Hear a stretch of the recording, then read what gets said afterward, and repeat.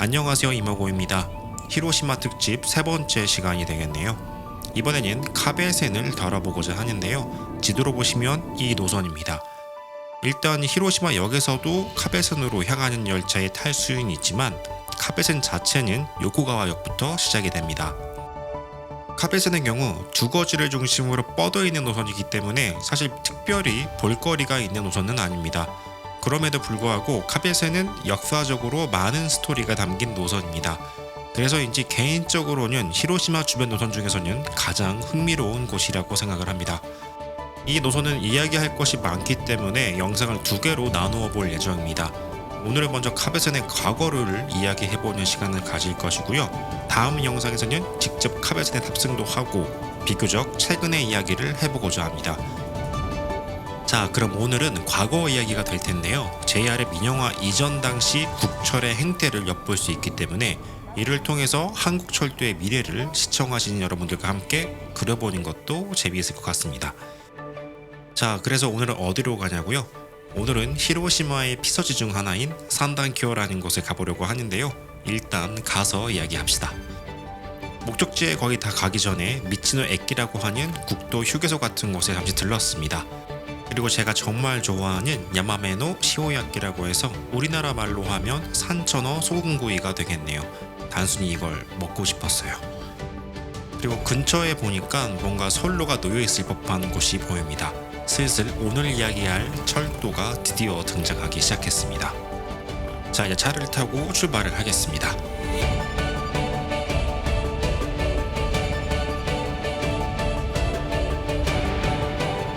지나가다 보니 또 철로가 보입니다. 역에 지붕도 날라갔죠? 심지어 철망까지 쳐져 있습니다. 딱 봐도 폐선이라는 점을 알 수가 있습니다. 일단 목적지까지 가보도록 하겠습니다.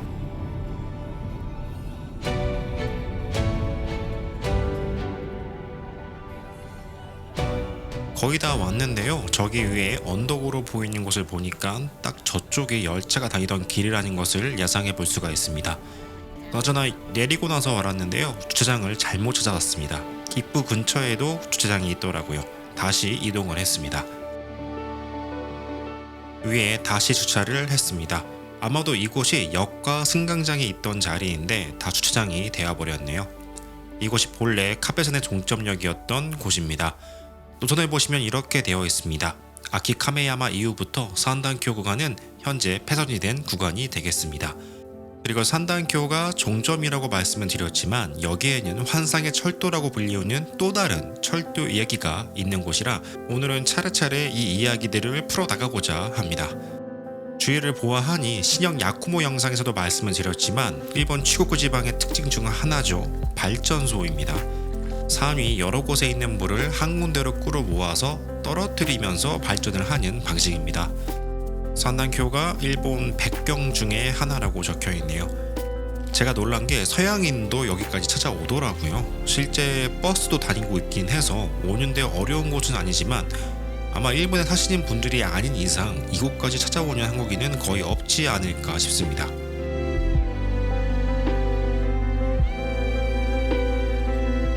당시 선로의 흔적은 여기에만 남아 있습니다. 참고로 과거의 모습은 이랬습니다. 역사 건물도 다 사라졌네요. 불과 20년 전에 폐선이 된 곳인데 과거 카베센은 이곳까지 연결이 되어 있었습니다.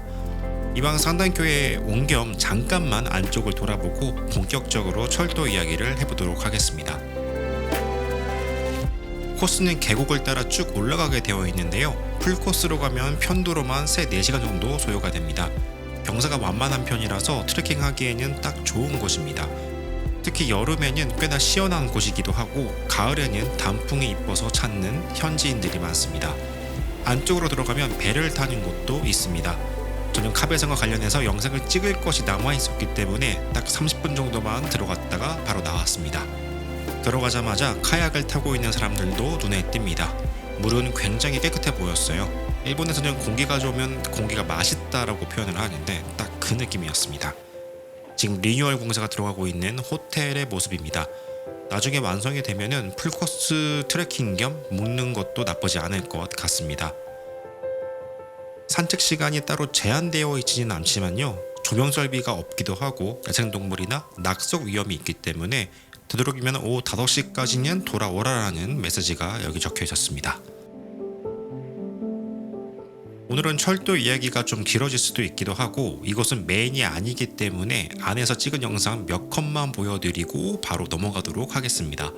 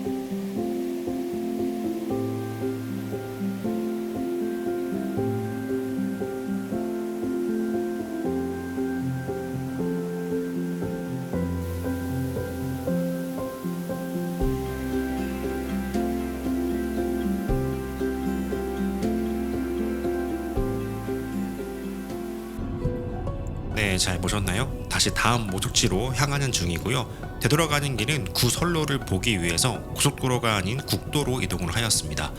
영상은 당시 폐선 구간을 위주로 찍어 놓았으니까요. 감상을 하시면서 오늘의 카베센 이야기를 시작해 보도록 하겠습니다. 카베센은 1909년에 개업한 철도지만 실제 국유화가 된 것은 1936년입니다.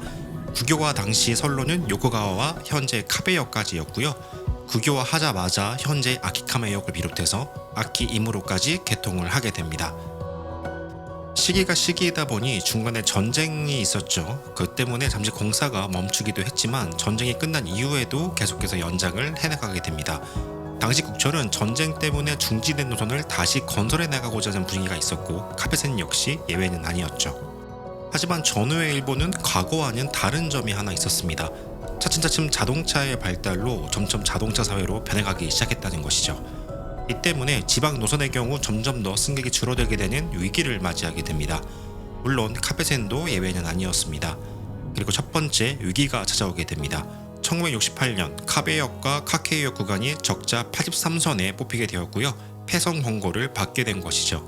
하지만 국철은 이에 굴하지 않았습니다.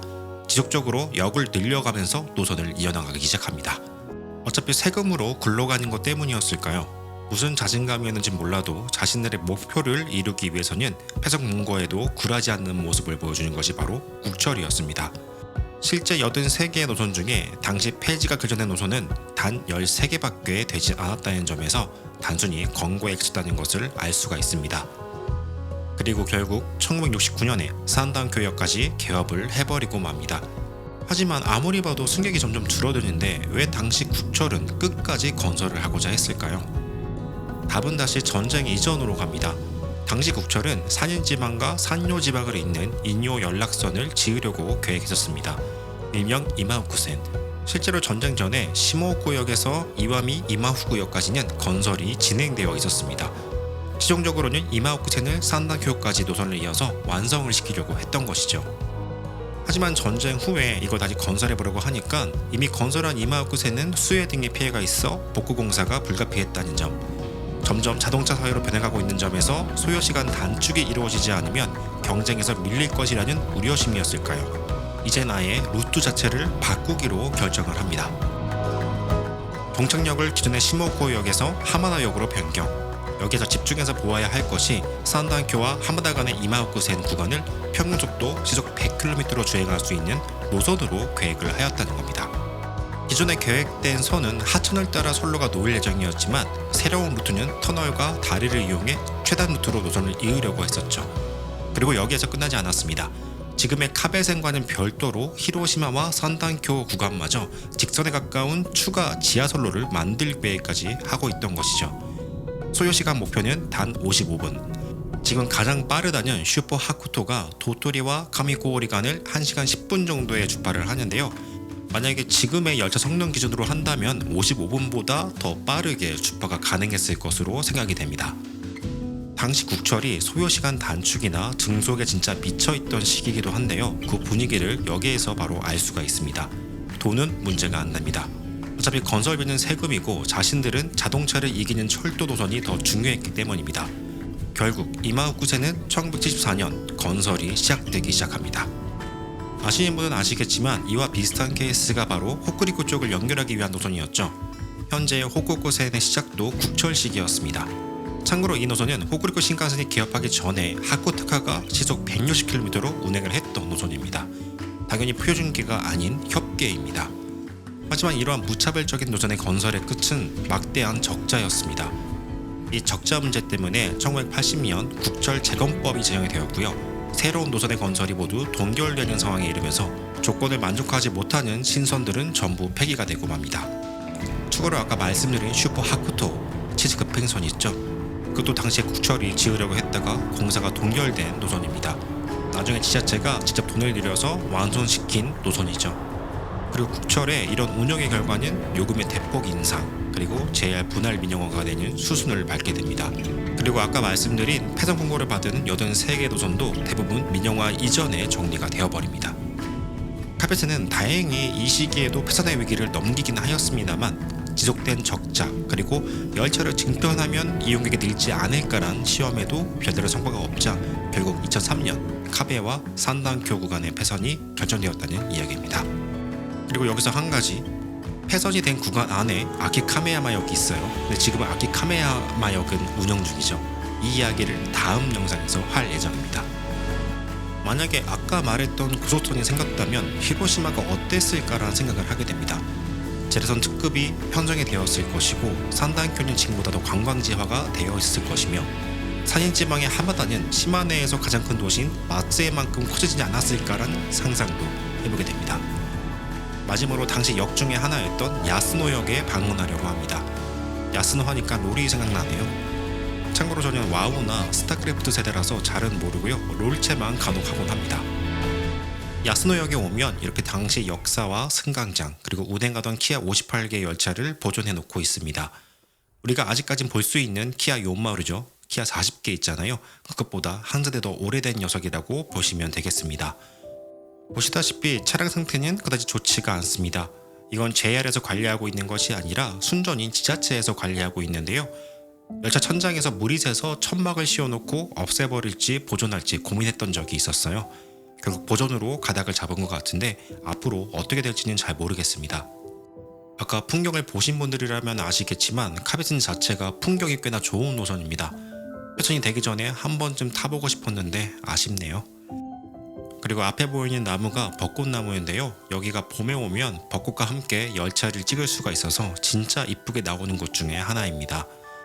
날씨도 좋았고 지금 햇빛도 정말 좋아서 그냥 다 이뻐 보이네요. 참고로 저 말고도 여기 방문하시는 분들이 한두 분 계셨는데 한 분은 철덕으로 보였습니다.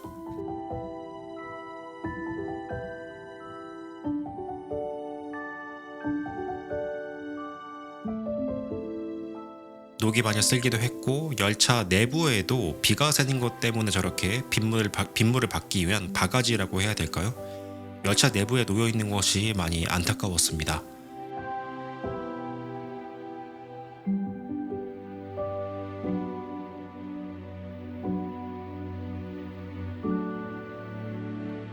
역사 안으로 들어가면 당시 요금이 적혀있기도 하고 사진들도 볼 수가 있습니다. 사진을 보면 정말 풍경 좋은 노선이었음을 알 수가 있습니다.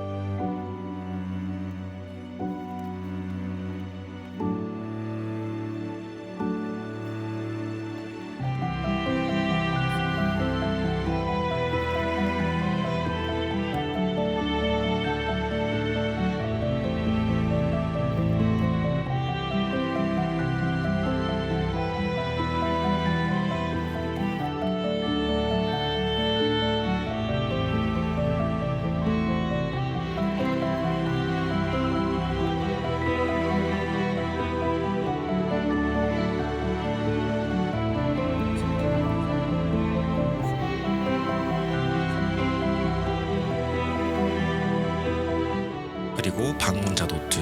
노트 날짜와 내용을 보니까 꽤 많은 분들이 이곳에 계속 방문해주고 계셨어요. 아마 이 노트가 있었기 때문에 비가 새는 열차를 폐차시키지 못하고 보존할 수 있었던 것은 아닌가 싶을 정도로 말이죠. 지금 하나하나 읽고 있는데요. 당시 여자친구였던 현 와이프가 다른 건 눈에 안 들어오고 배가 고프다라는 문구를 지목합니다. 빨리 가자라는 이야기겠죠. 하지만 저 역시 국철의 의지를 본받아 꿋꿋하게 노트를 읽어 나갔습니다.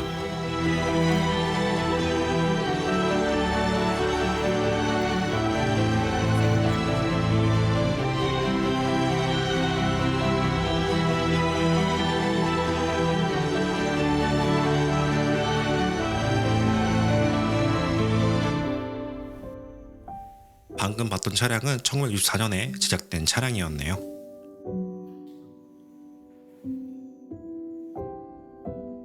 오늘의 영상은 여기에서 마무리할까 하는데요. 일본의 당시 국철의 상황을 보면 현재 우리나라를 보는 듯한 느낌도 없지 않아 있어서 이런저런 생각을 하게 됩니다. 그럼 다음 실제 카베센 탑승 영상이랑 또 재미있는 이야기가 하나 있으니까요. 기대해 주시기 바랍니다. 오늘도 시청해 주셔서 감사합니다.